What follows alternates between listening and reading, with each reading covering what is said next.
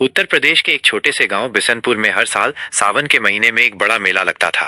गांव के बच्चे, औरतें, बूढ़े, जवान सब इस मेले का साल भर इंतजार करते। गांव का 12 साल का लड़का मुकेश इस मेले को लेकर सबसे ज्यादा उत्साहित था। सुबह से ही उसकी बातें मेले के इर्द गिर्द घूमती। अम्मा, इस बार मेले में मैं लकड़ी की पिस्तौल लूंगा और वो घूमता झूला भी झूलूंगा। अम्मा मुस्कुराती, हाँ हाँ, पर पहले पढ़ाई कर ले, मेले का दिन तो आएगा ही। मुकेश की बहन गुड़िया, जो उससे 2 साल छोटी थी, चुपके से कहती, भैया मुझे चूड़ी और बिंदी दिलवाना मत भूलना। गांव के बुजुर्ग कहते कि ये मेला सिर्फ बाजार नहीं बल्कि पुरानी परंपरा है। इसमें आसपास के दर्जनों गांवों के लोग इकट्ठा होते। मेले से एक हफ्ता पहले से ही गांव का माहौल बदलने लगता। चौपाल पर चर्चा होती, इस बार कितने झूले आएंगे, पिछली बार की तरह मदारी वाला बंदर नाच आएगा ना, सुनो इस बार सर्कस भी लगने वाला है। गांव की औरतें अपनी अपनी पोटलियों में पैसे बचाने लगी। बच्चे मिट्टी के गुल्लकों को तोड़कर अपने सिक्के गिनने लगे। गांव के चौधरी साहब मेले के इंतजाम देखते। कुएं की सफाई करवाई गई, रास्तों पर गोबर से लिपाई हुई और चौपाल पर बड़े झंडे लगाए गए। आखिरकार वो दिन आ पहुंचा। सुबह सुबह गांव में ढोलक और नगाड़ों की आवाज गूंज उठी। बच्चे नए कपड़े पहनकर खुश हो गए। मुकेश की अम्मा ने उसे धोती कुर्ता पहनाया और जेब में 5 रुपए रख दिए। 5 रुपए उस समय बच्चे के लिए खजाने से कम न थे। गांव के लोग समूह बनाकर मेले की ओर बढ़ने लगे। बैलगाड़ियों में औरतें, पैदल चलते बच्चे और कभी कभी साइकिलों पर नौजवान, सबकी चाल में एक उत्साह था। जैसे ही लोग मेले के मैदान में पहुंचे, चारों ओर रंग बिरंगे झंडे, दुकानों की पंक्तियां और भीड़ का शोर सुनाई देने लगा।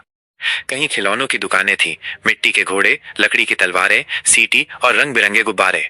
कहीं चूड़ी और बिंदियों की चमचमाती दुकानें। मिठाई वालों की दुकान से गरम गरम जलेबियों और गुलाब जामुन की खुशबू आती। इधर उधर बाजे गाजे बज रहे थे और मदारी अपने बंदर के साथ खेल दिखा रहा था। गांव के बच्चे भाई भाई करके झूले की ओर दौड़ पड़े। बड़े झूले के घूमते पहिए में उनकी हंसी और चीखें गूंज रही थीं। मुकेश ने सबसे पहले अपनी बहन को चूड़ियां दिलवाईं। रंग बिरंगी चूड़ियां जब गुड़िया के हाथों में चमकी तो उसकी आंखें खुशी से भर गईं। फिर दोनों भाई बहन खिलौनों की दुकान पर पहुंचे। मुकेश ने लकड़ी की पिस्तौल खरीदी और तुरंत ठाए ठाए करने लगा। गुड़िया ने एक मिट्टी की गुड़िया खरीदी। उसने तुरंत उसे अपनी गोद में बिठाकर झूला खिलाने की जिद कर दी। मेले का असली आकर्षण सिर्फ दुकानें नहीं थी। शाम को जब सूरज ढलने लगा तो चौपाल के सामने नौटंकी शुरू हुई। गांव के लोग जमीन पर बैठकर तन्मयता से नौटंकी देखते।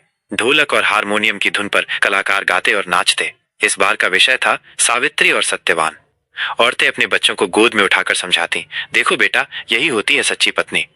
बुजुर्ग कहानी के बीच में तालियां बजाते और कभी कभी कलाकारों को सिक्के भी लुटाते। मेला सिर्फ मनोरंजन नहीं बल्कि लोगों के मिलने का भी अवसर था। दूर के रिश्तेदार जो सालों से नहीं मिले थे, मेले में एक दूसरे से गले मिलते। अरे पप्पू चाचा, कब आए? भाई, मेले का दिन हो और हम ना आए, ऐसा कैसे हो सकता है? मुकेश के पिता की भी मुलाकात अपने पुराने दोस्त से हुई जो पड़ोसी गांव से आए थे। दोनों ने घंटों बैठकर पुरानी बातें की। हर कहानी में खुशी के साथ थोड़ा दुख भी होता है। मेले में भीड़ इतनी ज्यादा थी कि एक समय गुड़िया खो गई। मुकेश रोते रोते ढूंढने लगा। वो हर दुकान पर जाकर चिल्लाता, कहीं मेरी बहन तो नहीं देखी।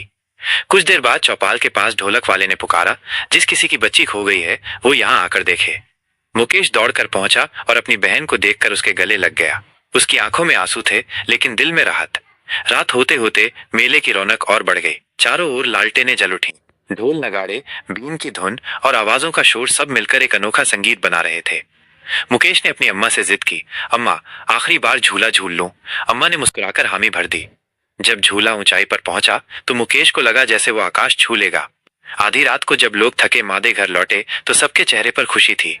बच्चों के हाथों में खिलौने, औरतों के पास चूड़ियां बिंदियां और मर्दों के पास ढेर सारी बातें थीं। मुकेश और गुड़िया अपने खिलौनों को लेकर सो गए।